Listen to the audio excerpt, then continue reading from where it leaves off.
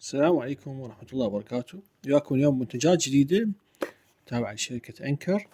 المنتج الأول هو راح نفتح صندوقهم سوا. المنتج الأول هو كيبل بقدرة 240 واط اللي هو الألترا سوفت، اللي هو جدا ناعم وبطول تقريبا 3 أقدام، يعني 90 سنتيمتر هيك خلينا نقول. الميزة بيه بأنه 240 واط وبقدرة هائلة على الشحن. المنتج الثاني هو شاحن الأنكر، الرمز مالته 313 قدرة 45 واط. الميزة بهذا الشاحن بأنه يدعم السبورت اللي هو السامسونج سوبر فاست تشارج 2.0 ومنفذ واحد هو تايب سي. راح نفتح الصندوق مالته وراح راويكم المنتجين سوا ونجربهم على جهاز الاس 24 الترا. زين، الجهاز الاول، المنتج الاول اللي هو الكيبل.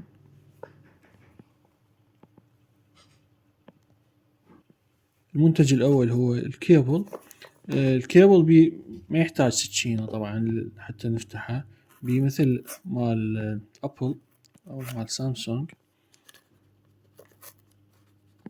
طبعا هذا أعتقد يعني أقوى كيبل تايب سي بقدرة شحن هو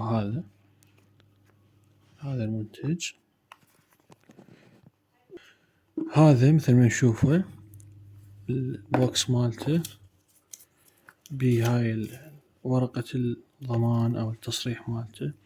المميزات مالته بأنه الكيبل بي مثل الربر، مثل الحزام حتى يغلفه.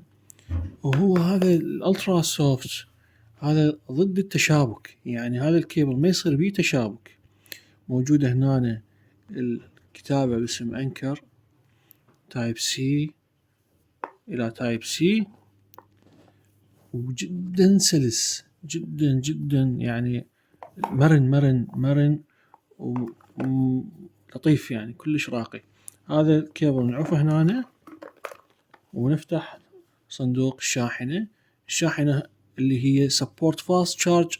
هاي من الشواحن القليلة اللي تدعم الشحن 2.0 اللي هو الفاست تشارج، لذلك هاي مخصصة لهواتف سامسونج ولتابلتات سامسونج والنوت بوك، فهي مخصصة للسامسونج حصرا وبيها منفذ واحد.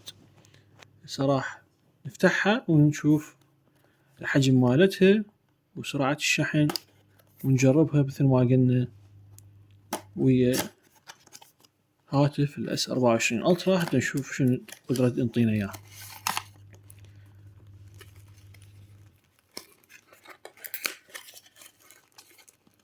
طبعا التغليف جدا ممتاز ومتميز. هذه الشاحنة من أنكر، ثلاثية المنافذ مالتها 45 واط، والحفر على اسم لوجو أنكر و IQ 3 طبعا إذا واضح بالكاميرا. وهذا حجمها بالنسبة لكف اليد.